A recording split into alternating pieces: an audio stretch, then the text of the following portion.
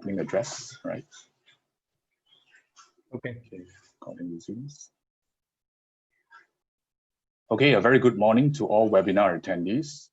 Thank you for joining us this morning.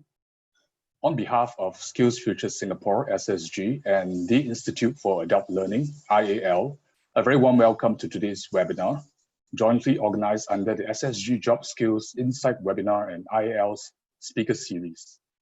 We are honored to partner Arizona State University to bring you these two-part webinars on adaptive learning, with part one having taken place on 19 August, addressing the topic on enhancing skills development using adaptive learning, more of the what and why. For today, we'll be touching on part two of the webinar on using adaptive instructional systems for skills-based learning. That is more of the how. I'm Christopher from IAL, your moderator for today. Together with me is Man Yong from the Skills Development Division at SSG. SSG strives to provide all Singaporeans with the opportunities to develop themselves to their fullest potential throughout their lives. Regardless of which point a person is at his or her life, they can be enabled to attain skills mastery and make informed decisions to expand their skill sets for professional and career development. This is underpinned by the belief that the skills, passion, and contributions of each and every individual Singaporean will drive Singapore's next phase of development towards an advanced economy and a more inclusive society. The Institute for Adult Learning pride ourselves in being the national center of excellence in learning, practice, and research for continuing education and training.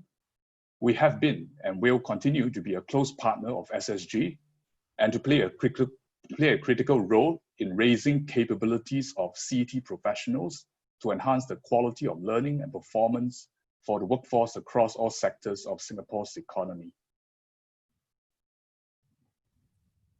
Before we start, allow me to go through some administrative details. This webinar will take about 50 minutes. During the webinar, attendees are muted by default to avoid electronic feedback and interference. However, you can post your questions anytime by using the Q&A option on your screen. If you see any questions raised by other attendees that you would also like for it to be answered, you can upvote those questions and we will do our best to address them. If we are unable to address all the questions posted during this webinar session, please be assured that we will address them after the webinar. The speaker will be speaking for about 30 minutes, followed by about 15 minutes of Q&A. This webinar session will be recorded and published on my Skills Future portal, SSG's LinkedIn page, and YouTube channel. The slides will be sent to all attendees via email after the webinar. Our esteemed speaker today is Mr. Dale Johnson, Director of Digital Innovation at the University Design Institute at ASU. Dale works closely with faculty, staff, and technology partners to implement technology solutions at ASU that enable student success. His relentless effort on this front has earned him accolades and awards, including the Outstanding Service Award by the IMS Global Learning Consortium for having demonstrated leadership in the adaptive courseware community of practice. Today's topic on adaptive learning is an area of interest among Singapore educators and training and education institutes, seeking to personalize effective learning experiences for their learners to optimize learning outcomes. So without further ado, let us welcome Dale. Over to you, Dale. Thank you, Christopher. It's a pleasure to be back with you again, and I hope you're ready for another spirited discussion. The first session was very well attended, and I appreciated all of your questions. I'm going to start by launching a poll, and I'd like to know how many of you either attended the first session or watched the video. So I'll give you about 15, 20 seconds here to poll, and we'll get a sense of where you are in your thinking. If you have not seen the first session, I recommend you go and watch it after this one. A lot of what I'm going to say today is predicated on what I said a month ago. So we'll be continuing rapidly on into the new material, and you can catch up by watching the first session. So approximately half of you have seen the first video or attended the first session. So I hopefully will be able to bridge that knowledge gap for the other people who are not as familiar with the subject. As Christopher said, we talked about what are adaptive systems and why we should use them in the first session. Today, we're going to talk about how do we implement these. A lot of the questions coming out of the first session were related to this issue. So we're looking forward to building on that knowledge and focusing on how do you use these systems. After this session, you'll be able to clarify the differences in deploying them between skill-based and academic uses, define key steps in the implementation process, capitalize on opportunities and overcome challenges in the implementation, and analyze costs and benefits. So it's a lot of material to cover. Normally, I would take a couple of hours, but we're going to go very quickly, and you can always go back and watch the video if you missed something. So I want to focus first on this difference between skills-based and academic use. Skill-based really is about focus, and academic coverage is typically broad. So you've got that contrast. Skills focus on subject mastery versus course completion, rapid reaction in the skill environment, as many of you know, the necessity to keep up with employer demands, slower change in the academic world where I work at the university. And then finally, often there are multiple providers in the skills marketplace, and in the academic environment, we have a single organization in the university. So for me, the skill-based environment is actually much more appropriate for an adaptive solution because of these factors. Adaptive courseware will be part of every educational ecosystem in the future. I'm certain of that. The challenge is finding the right application right now. So building on this idea that skill-based educational courses are appropriate and can use adaptive systems, we'll talk about how do we do that now. So from a organizational standpoint, you want to start with these big questions. What is your educational philosophy? What pedagogy and technology will you use? How will you implement the transformation? How will you measure your progress? What are the challenges to your success? And then what resources do you need? So as you think about the big picture, these are the key questions that we'll talk about today. I'm going to break this down into several steps. So talk about principles, pedagogy, technology, instructors, and support team. These are the key components in that process. When we talk about philosophy, the principles that guide the use of adaptive systems are the unique learning needs of every student. This is even more important at the adult level, where students often have wildly different experiences before they start a course. The key to the success is the mastery, demonstrating mastery of every lesson. The technology that we use every day is transforming the expectations of our learners. Even if we didn't want to use technology, we have to, because the learners are pressuring us to do that. We are competing for their attention. The fact is, you're probably checking email right now or looking at your phone or texting someone because that's the nature of our world. And I know that, and I'm not mad about that. It's a fact of life. So how do we compete for that attention? We also have to have learners change their learning process from passive listeners like you are today to active participants, which we would prefer. And then finally, we need data.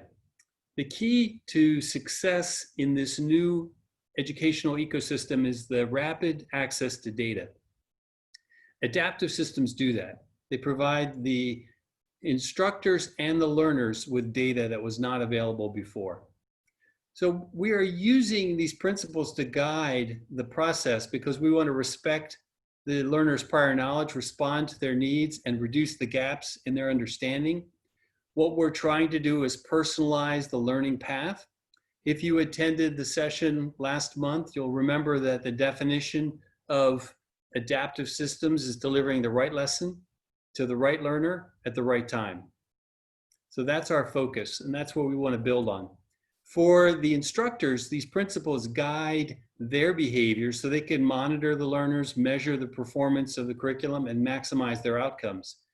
The new systems become an extension of the eyes and ears of the instructors. So we are enhancing their perception, just like my glasses enhance my ability to see. So this is the way we think about these systems. They don't replace instructors, they enhance the process. What about pedagogy? This is the core of what every learner and instructor is doing. So when we talk about that, we have different types of pedagogy that we use with adaptive systems. I've divided them into two categories: self-paced and synchronized or synced. Now, self-paced is what a lot of us think about when we think about adaptive systems, because you can personalize the learning path. But a synchronized course can also work, and you can use a group alignment process that I'll talk about. We talk about mastery in self-paced and completion in grouped, independent work on self-paced and interactive classes on synchronized, flexible exams in self-paced, and fixed exam dates and synchronized. So these are the major categories of activity. At Arizona State, we use the self-paced model for all of our math courses in the first year, and we use the synchronized model for all other material: biology, chemistry, physics, economics, history. We even teach philosophy using an adaptive approach.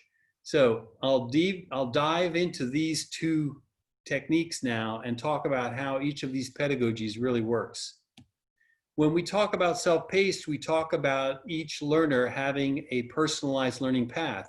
This diagram shows the learning paths of 100 students in college algebra. There were 370 lessons on the vertical axis, and from August to December on the horizontal axis. Now, the first thing you'll notice in the self-paced model is the students all start at different places in the curriculum. The initial knowledge check determines where they are in the course, and they start from that point. So you have some students who start with 0 and work really hard and complete in one semester.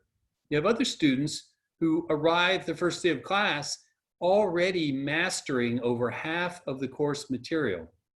So this student requires a different learning path from the first student. You'll also notice that this student is done with the course right around October 1st. So they should take the exam on October 1st. We don't want to make them wait until December at the end of the semester. We had to change everything about the design of this pedagogy for this to work. And now you have students also that struggle. They do well for a while and then they flatline. This is the power of personalization.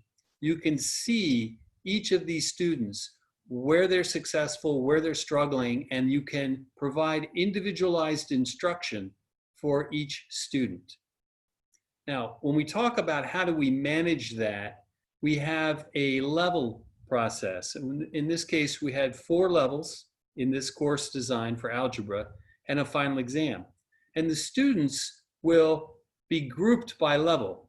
So when they're working together in teams, they are at level 1, 2, 3, or 4. This allows some control within the self-paced model. They're not just doing this on their own. They're actually working together 1 day a week as part of a team. So you get the benefits of the self-paced model and the teamwork within this framework.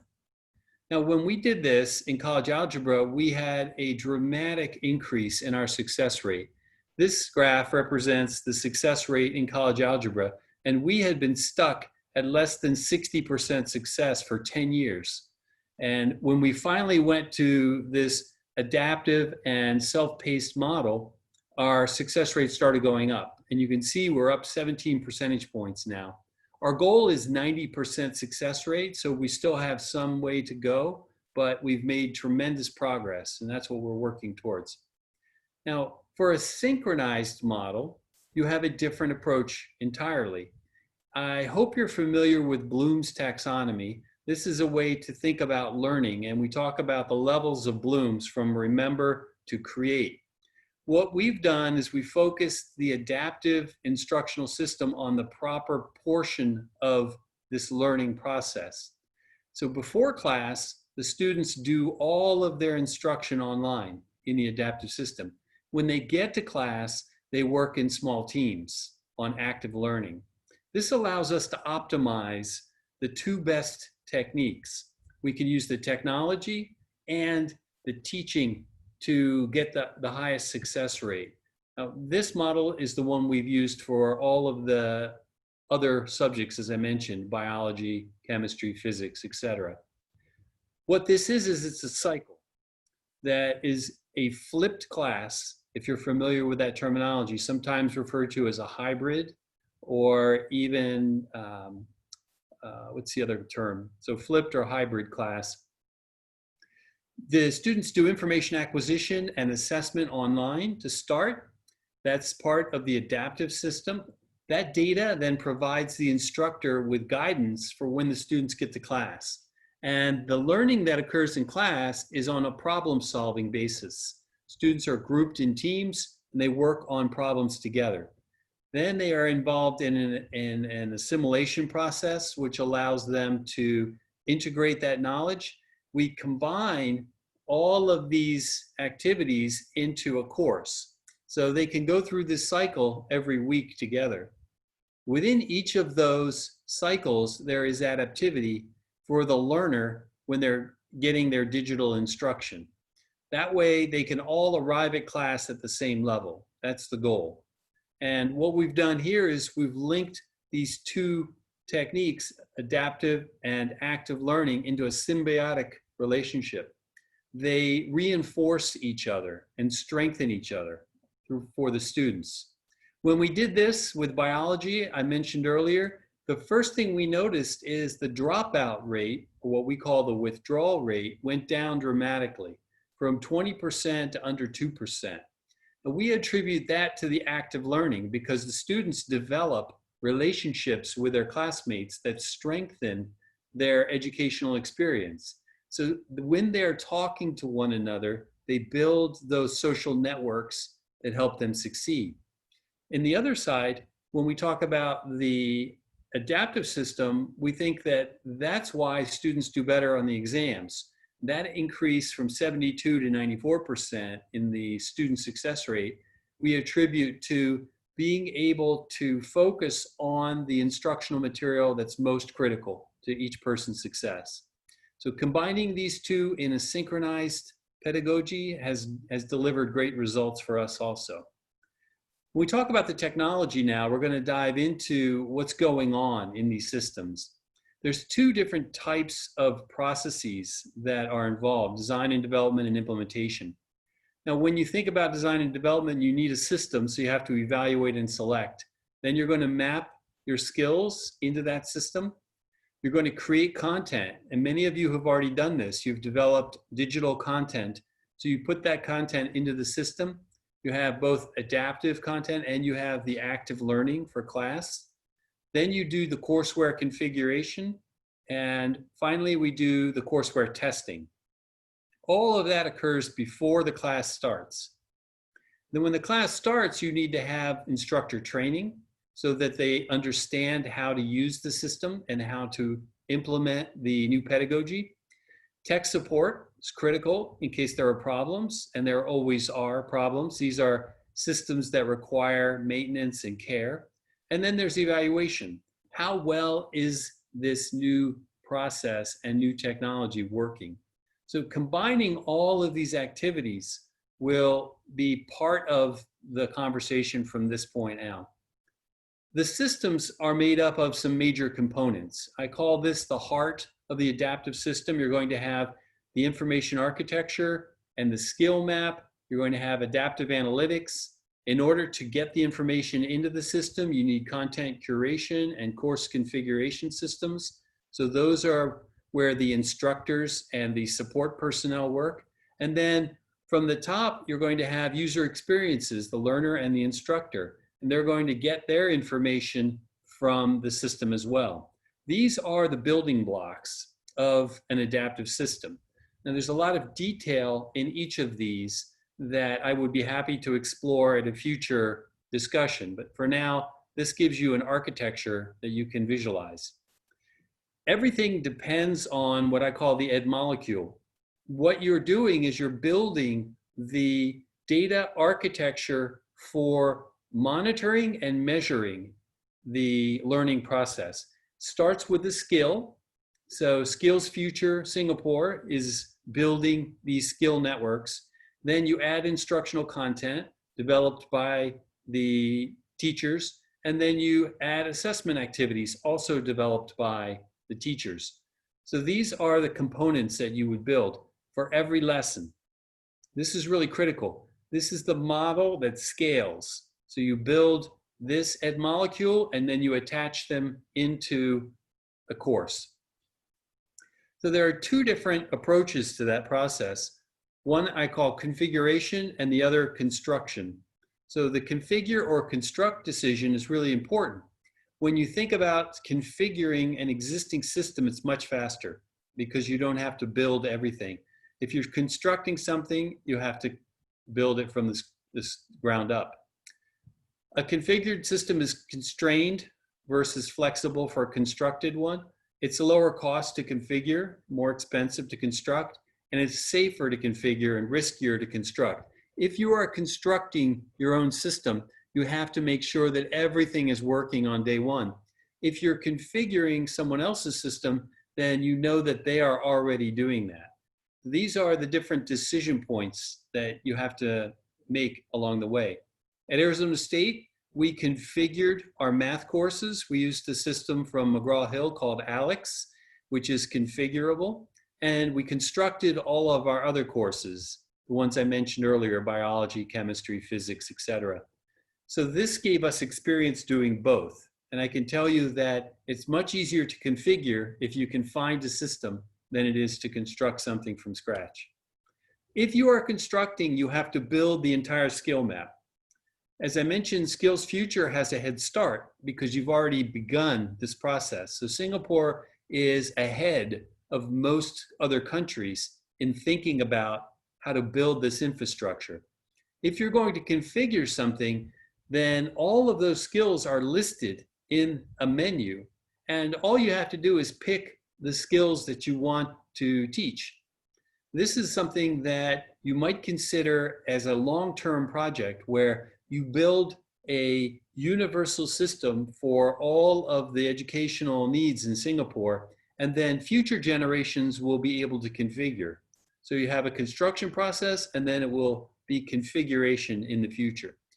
This is much faster, as I mentioned. And this is where the marketplace is moving, towards modularity. It's much easier to do this and to have the systems ready to go when you've got a configurable model.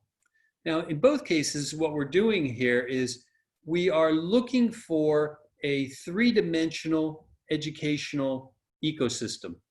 You want to build not just the course the student is in, but all of the supporting skills that are needed for that course. Because if a learner has problems, then the system can help remediate. It goes back, builds up the skills until the learner is ready to advance. So that is the essence of the adaptive system. Three-dimensional skill network, allowing the learner to advance as quickly as possible. Now, when we talk about instructors, we want to prepare them for both processes, for the new world where they're teaching and for the development process. Now, this is an example of a traditional course, and that's not what you want to do anymore. The value of introducing an adaptive system is the change in what's happening in the classroom. This is another example from Singapore where students are working on a problem they're solving here in a game environment. this is something that represents the future of learning. So we want to move away from the traditional lecture and towards the active learning. This is the transformation that's underway right now. We are moving from lecturers to leaders. If you are an instructor right now, we want you to record all of your lectures, just like I'm being recorded right now. And we want you to transform all of that digital content into the pre-work before your students come to class, so that you can lead them when they get to the classroom through the problem-solving process, the case study, the exercise that you develop. So in order to do that, we have a number of different instructional aids to help our faculty members. So we've developed standards for videotaping and recording and developing the content. We have training for the faculty. We have all types of levels of training, from beginner to expert. We have one-on-one support. This is where we pair an instructor with an instructional designer, and they work as a team to develop the new material. We have communities of instructors. Instead of having 50 versions of college algebra, we have one. And we have a community of 50 instructors who work on that course. So by using the power of community, we get so much more value from each instructor. And we do a lot of showcases where we talk about what we're doing. We share with each other. So you've got to set up this environment in Singapore so that you can share knowledge between all of the different providers. And the value is an exponential gain in your learner outcomes. The technology always depends on the instructor. I've seen good instructors save bad technology, and I've seen bad instructors ruin good technology. So all of this talk about adaptive systems is really just the preparation for good instructors to get better and for poor instructors to improve. This is where we want to see the big gains. And when I talk about course development and teaching here, we've talked a little about this already, but configuring that system, having the instructors involved, making sure that they create that digital content, having them monitor the learner progress during the class, providing individual instruction. When they see that a student is struggling, they can reach out directly to that student. There's no more lecture in the entire class. Everything is individual, so we get the most value. And then leading those problem-solving exercises. This is where the instructors are adding value now. For Arizona State, we always do this with at least 2 instructors. We start this process. They do the design with the instructional designers. They teach the course for at least 2 times. They train and mentor their colleagues so that you get that additional knowledge transfer. And then they revise the course. So this is a cycle. You want to build in what I call a continuous course improvement process. Constantly upgrading and constantly working on a new version. That's what the value of the data provides for our instructors. Now, the instructors are involved in all levels of this development process, from skill mapping, when you talk about Skills Future, bringing that process into a public community and working together. Content curation, who's going to develop the videos, who's going to review them, who's going to critique them, building out those ed molecules, configuring the courses, having all of the faculty members talk about what's working and what's not working within their course.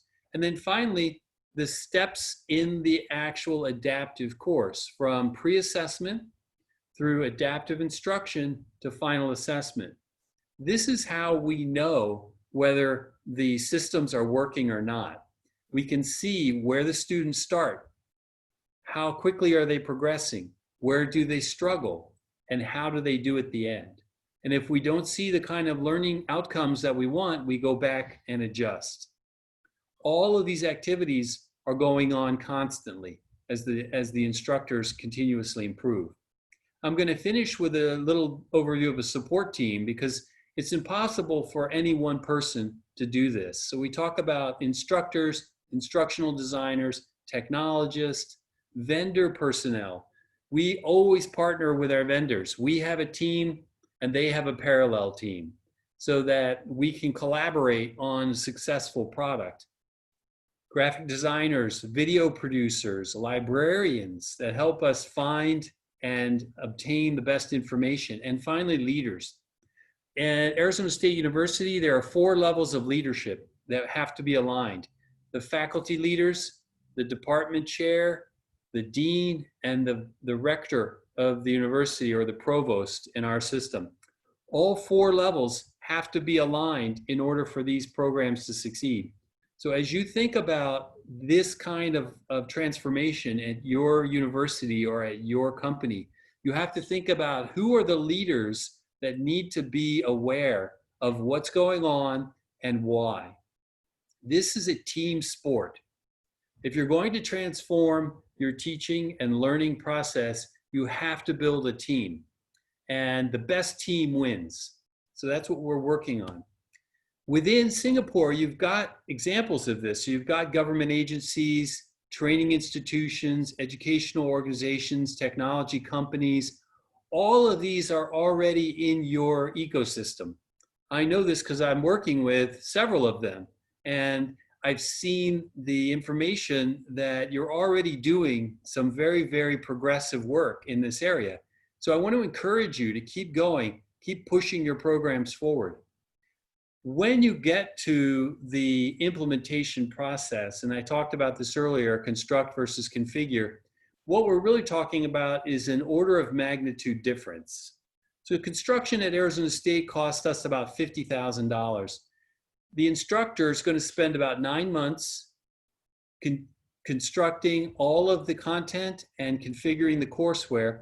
There will be a staff person, at least one, supporting them. So that's a year of effort.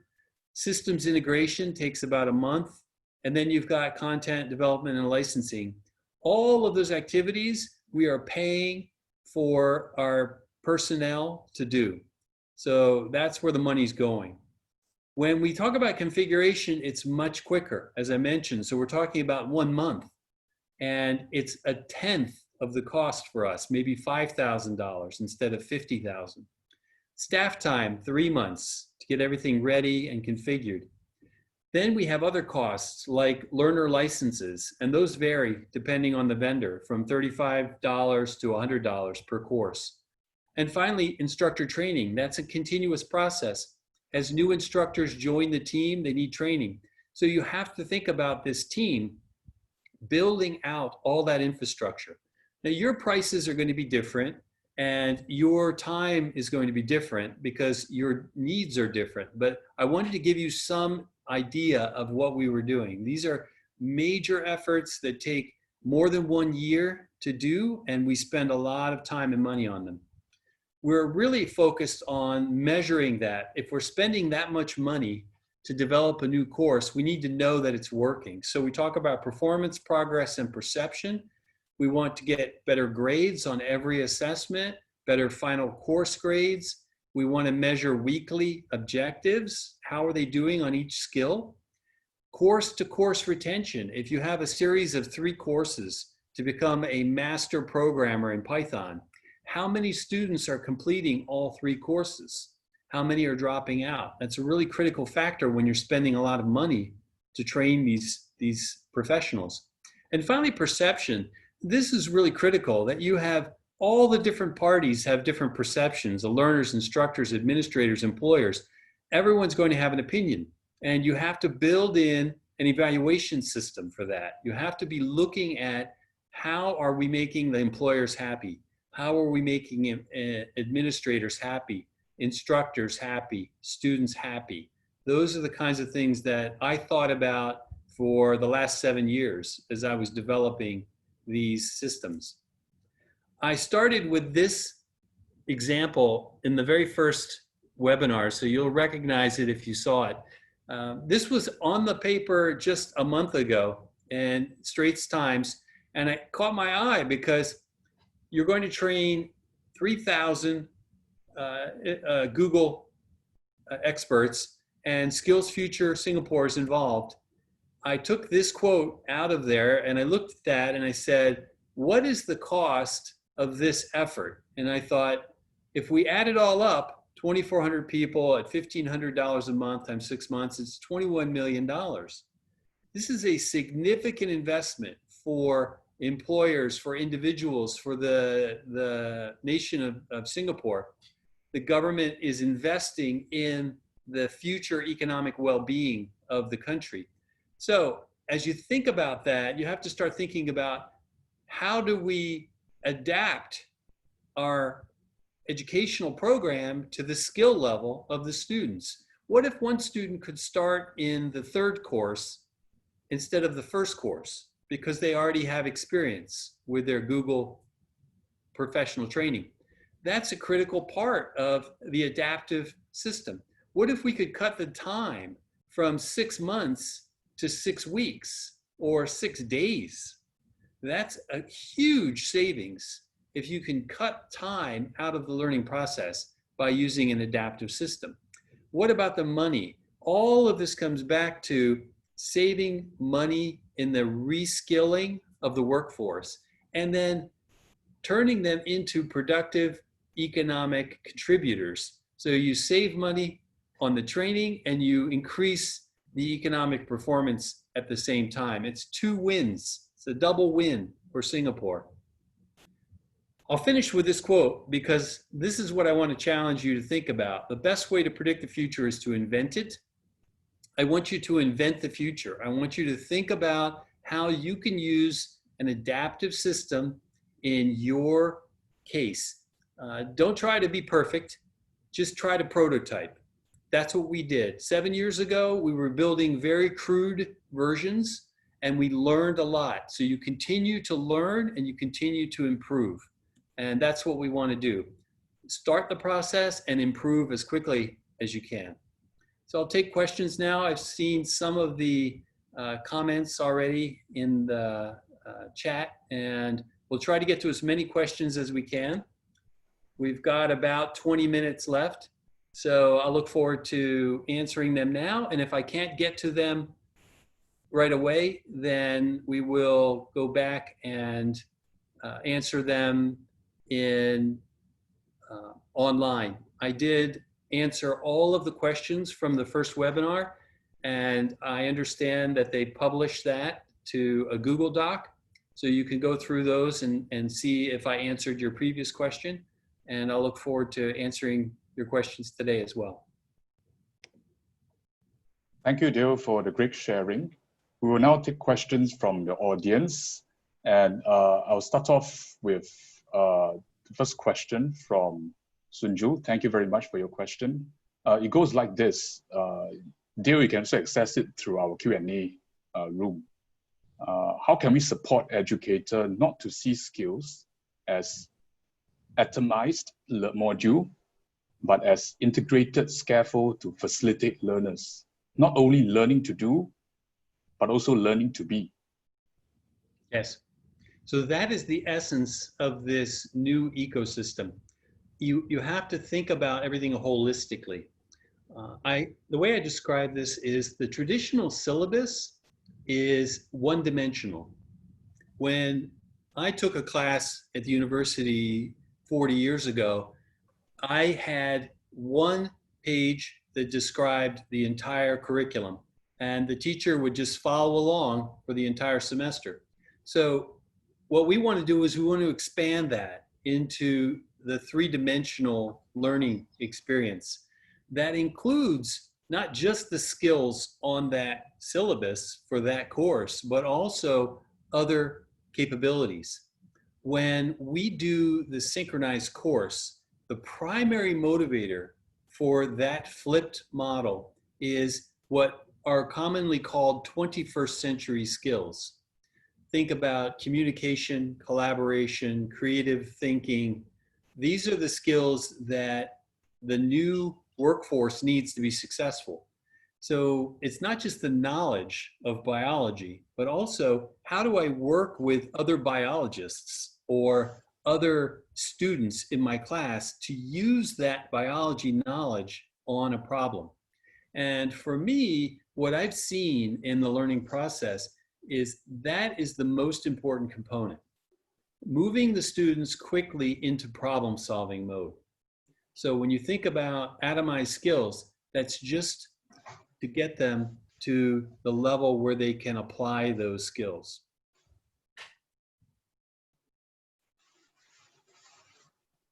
Okay, thank you, Dale. We have the next question from Sunju as well. It goes like that. I think that's more for IAL to answer. Is IAL planning to facilitate knowledge sharing of innovation practices? Currently, we have an initiative under IAL known as the Innovative Laboratory Programs, or INLAB for short. So that's to empower training and adult education professionals to take learning beyond traditional face-to-face classroom delivery and maximize the application of learning back in the actual workplace. So this INLAB series of events that I'm mentioning about is known as the Innov series events. So we have two signatures initiatives, Innov Plus, Innov Jam, as well as InnovLog and InnovBike, all meant to facilitate learning, collaboration, and innovation among CET stakeholders. That's a great example where Singapore is way ahead of everybody else. I work with 15 countries around the world, and I don't know of another country that is as focused on that type of collaboration. Now, there are some universities that are more innovative and are doing similar things, but to think about that as part of your economic development plan is really a great thing and should be continually supported. Thank you, Dale. Moving on to our third question. This is from an anonymous attendee, and it goes like that. How might the 3D model of skills mapping in the social sciences, humanities, soft skills work? I can see how it can work for math courses theoretically, but skills mapping for soft skills seems quite complex. So this is a great question. That is one of the biggest challenges when we look at how do we collaborate in a course like biology. And you could use, we do history, we do psychology, we do philosophy, but I'll use biology as an example. The very first time we did our skill map for biology, the professor had been teaching that course for 30 years. And he said, the best way to teach is from macro concept, world biomes, to micro concept, DNA. 1 year later, we got a new lead instructor, and she said, no, the best way to teach biology is from micro concept to macro concept. So those are the kinds of debates that faculty members have been having for hundreds of years. And what we want to do is we want to test those two hypotheses. So you think about these as two scientific experiments. You can configure the course one way and then you flip it, which is what we did, and reconfigured. What we discovered was she was right, that he had been teaching it the wrong way for 30 years, but he never had any data to compare. And that's what the adaptive systems can do for us. They begin to offer us a scientific structure for analysis of our teaching. A lot of what we use are intuitions that we build up from our own experience. I studied engineering, I studied architectural design, I studied public policy, and I studied history. So I have a bias. I have my background in each of those fields brings a certain perspective. When you think about having, let's say, 50 instructors in college algebra, you can imagine the debates we had. And they were very, very interesting debates because each instructor had a different perspective. So you start out with everyone sharing that information. Once you've got all of that information, then you look for patterns. and you try to find sequences. It's a little bit like DNA sequencing, where there's overlap, and then you build on those. There's always going to be some argument. Well, maybe this should go before that, or this would be better if it was earlier. But what happens is you get into a configuration that is generally accepted. It may take a number of meetings. In math, we met for 9 months. There were 6 faculty members who debated every configuration question. And it was really healthy because they had never done that before. So you start out by sharing, then you look for patterns, then you build on those patterns, and then you come to some consensus on your first iteration. You test, you change, and you improve. Thank you, Dale. Next question by Calvin Lee. How do you manage the leakage of copyright material and videos? So this is a challenge for the entire internet, and we're not going to solve that problem. So what we said is the value of the instructional material is actually the metadata. Let me give you an example. If we have 3 different videos and they're teaching the same skill, what we really want to know is which of those 3 videos does a better job. That's metadata. That is proprietary. So when you're building a system like this, what you really are thinking about, this is what Google does, this is what Facebook does, this is what every social network does. They are using the metadata. That's where the value is, to help you find your information in the case of Google, or communicate with your friends and family in the case of Facebook. So what we think about now is we don't put a premium on the video itself. We put a premium on the data about the performance of the video. People will steal off of the internet, and it could be that what we do is we put everything behind a firewall, first of all. So everything is going into a secured environment. They, in theory, could potentially still copy it and repurpose it, but there are ways to control that. I think we have to stop fixating on the theft of the material, because if you Google, let's say, any term in biology, if I Googled something like translation, which is a biological process, I'm going to get 1 million videos. And how do I know which one is better at explaining translation? I don't, until I insert that video into an adaptive system and I collect the metadata. So what we're trying to figure out is, how do we focus on the new value in the learning process? Thank you. On to the next question by Calvin Lee. Do you face any issues that students are less forthcoming and less towards collaboration with others, in view of them take learning on their own? So we have had the opposite experience. One of the things that struck me as a student when I was in school was I was in large lectures. I would be in a classroom with 180 people, and I didn't know anybody. I was alone in a crowd. So my entire semester, I never met anyone that I could trust in my studies. You're randomly sitting next to a person every other day.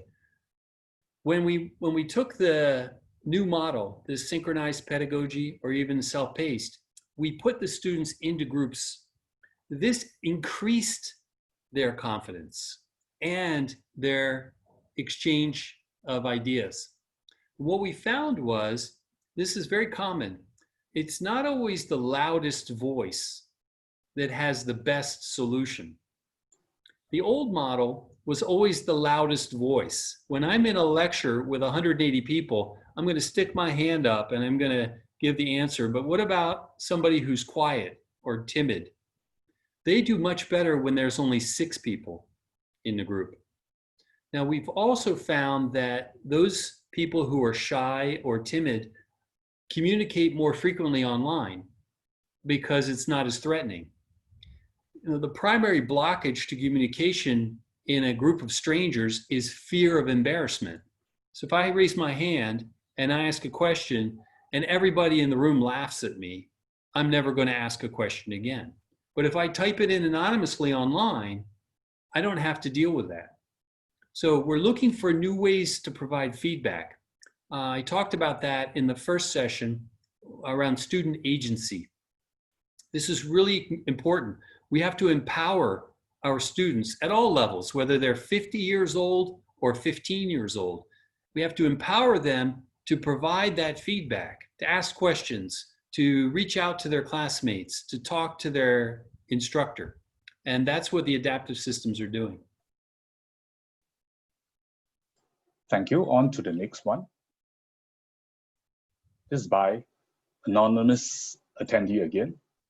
How and what is ASU doing to adapt the system in a home-based learning scenario, especially with the COVID-19 situation currently?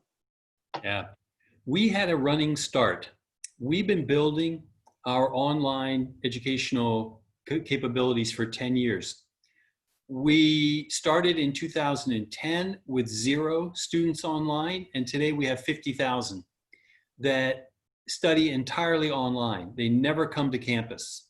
In fact, they're not allowed to take classes on campus. So we have entire degree programs online. We have a PhD program that's entirely online. If you want to get your PhD at Arizona State from Singapore, you can do that.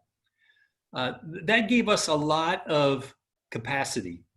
So when you think about Skills Future and IAL and the other groups in Singapore, you're building capacity. And what we were doing is we were really preparing for COVID-19 and we didn't even know it. When it hit, we were already living in the future. We didn't have any problem. Within 1 week, we had all 120,000 of our students online. That was the 70,000 that were on campus and the 50,000 online. Everybody was online because we had built up so much capacity. So from the standpoint of what you're thinking about here, if Singapore invests in adaptive infrastructure, then when the next crisis hits, you won't have any economic impact. It won't shut down your universities. It won't shut down your schools. You know, what we're trying to figure out here is how do we mitigate the economic impact and the financial damage from these kinds of pandemics? It may be something else next time. It may not be a virus, right? It could be a completely unpredictable event. You know, the tsunami was a tragic event and caused human destruction on an epic scale. So when you're thinking about the future, building this type of capacity for adaptive instructional systems and for instructional designers and these other team members really will pay off in the future. Thank you. Oh, Next I think question. about it Yeah, like right. an insurance policy. I mean, what you're really doing is you're buying an insurance policy for Singapore in case another virus strikes. Okay, thank you. Next question from Alina Yap. What criteria do you use to decide which courses or programs would go adaptive? Great question. We did an analysis at the very beginning of this program 9 years ago, and we looked at 2 factors. We wanted the courses that had the highest failure rate and the courses that had the highest enrollment. So what I was telling you was college algebra was a primary problem for us. 4 out of every 10 students failed that course. If 4 of every 10 cars manufactured by a company failed, that company would be out of business. But we went on for years and years and years with failure.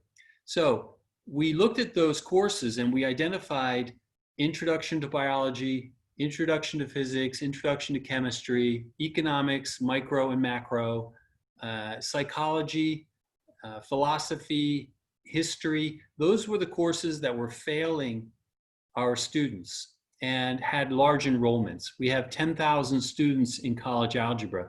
We have 5,000 students that take economics every year. So big problem, big challenge, required a big transformation. And that's why we went to adaptive. And I think you could do the same. You could look at your university and ask, where are we suffering and how can we have the greatest impact? I did an analysis of college algebra after the first year when we saw improvement in our success rate.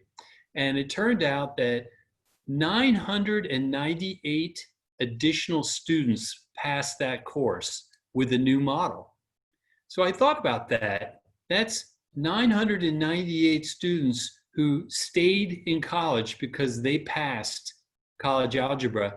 They probably would have dropped out if they had failed that course. And those are students that are going to go on to complete their degree and become productive members of society. So each of these investments that you make has an economic benefit that can be huge when you look down the line like that. Okay, thank you. Next question by Lim Chong Lai. What is your opinion and advice for the higher education institutions to transform part of the normal classroom face-to-face to online intensive learning mode due to the new norm of COVID-19? Yeah. So one of the things that we've learned is you have to stop doing something if you start doing something new. Let me give you an example. If you videotape your lectures and you put them online, but then you continue to lecture in the classroom, the students are going to stop watching the video. So you have to stop lecturing in class. That was a painful lesson for us. That's the transformation, really. Fundamentally, you have to decide what is the most valuable use of our time. Right now, you are investing your time and I am investing my time in being on this webinar. If you have a higher value use of your time, like an email for your boss or a report you have to complete, then you're going to do that. It's the same with students and instructors. What's the highest value for that time together? And that's where we transformed. We do problem solving, we do teamwork, we do case studies when we're together, and we push everything else online. Thank you. We are left with 2 minutes. So I think we'll take 3 more questions. Is that all right, Gil, with you? Yeah, that's fine. Okay. Yeah. Okay, the next one will be from Susan Teo. Is this method, I think she's referring to the adaptive learning method, applicable to full online learning, which many are going into, or for blended learning that is online and at physical school itself? Yes, both. We do it, as I mentioned, we have 50,000 online learners and 70,000 on-campus learners. So we do it in both. And the systems, it turns out that what I call a 2-for-1 benefit is what we get from the adaptive system. You build it once and you can use it online and you can use it for a hybrid course. And that's what we do. So thinking about the value of your instructional infrastructure, that's where you start to see efficiencies. Build it once, use it multiple times. Okay, thank you. And the next question by Chris. You mentioned about Benjamin Bloom's taxonomy. Under the adaptive learning methodology, what proportion of case studies, group exercise, and presentation in a typical learning session would it be considered optimal? What is your recommendation? So I'll give you the example from biology. In our old biology model, when they lectured, they would come 3 times a week, and they would be in 3 hours of lecture, and they would have no contact among their classmates. When we shifted to the adaptive active model, we changed their meeting. So now they meet one time for a question and answer session, and then they meet one more time during the week for group problem solving. So we reduced the amount of time that they meet, but we increased the amount of learning that was occurring. This was a process that took us about 2 years to figure out. You know, our initial thought was they have to be in class 3 hours every week. And then we realized that's not what we are trying to do. We're not trying to get people to sit for 3 hours. That's what you get a dog to do. You don't get a student to do. So we found that we can actually reduce the amount of time that they're in class, but increase the value of that time. Another example was psychology. Psychology actually went to just one meeting per week instead of two. So they used to meet 3 times a week. Now they meet once. Again, the focus is on teamwork and problem solving. They still do as much work, but they do it online, outside of class. And that's what we found. You know, don't make students come to class just to sit there because you think there's some rule. In the United States, we have a thing they call seat time, and you're supposed to be in class for 48 hours in order to get the 3 credits for introduction to biology. Well, we tore that all up. We just threw it away because it's not what we're trying to do. We're trying to achieve mastery, and mastery may be achievable with less time. So think creatively here. You have to start tearing up the old rules. Those rules were written 150 years ago when there was no technology. And it's only in the last 10 years that we now have a viable alternative to that model. I actually say the old model goes back 2,000 years. We can thank the Greeks for building the amphitheater because we've been using that model for 2,000 years. Now we have something better. Thank you. And we'll take one more last question. So for all the other questions that we are not able to answer in this webinar platform, please be assured that we will actually get back to you in written response together with the video recording in about a week to 2 weeks time. Okay, last question. This is from Alina. Skills-based or cognitive-based courses, which is more suitable to go adaptive? So that was my first point today, which was that I think it's skills-based and it's good for both, but the ultimate alignment is really around the skills. And what we've seen is that with the work that Skills Future has done and then others outside of Singapore have done, you start to build these ecosystems of skills related to each other. That's where you get the value. And again, you'll get benefit in both instances, but my perspective now is that skills-based can be more easily adapted to this new model. Thank you, Dale. Okay, with this question, we have come to the end of this webinar session. We thank you, Dale, for his sharing, as well as the active participation from the audience in the webinar. Today's webinar session will be hosted on my Skills Future portal, SSG's LinkedIn page, and YouTube channel. The slides will be sent to you via email together with the video recording and a written response to all the Q&A questions that we weren't able to answer in today, in the next few days. In part, before we close, I would like to invite you all to take a 2-minute survey. Your feedback, which will be kept confidential, is very important to us and will help us improve our future webinars to serve you better. Meanwhile, stay safe and healthy, everybody. See you soon. Thank you for your participation. Thank you all. It's a pleasure working with you.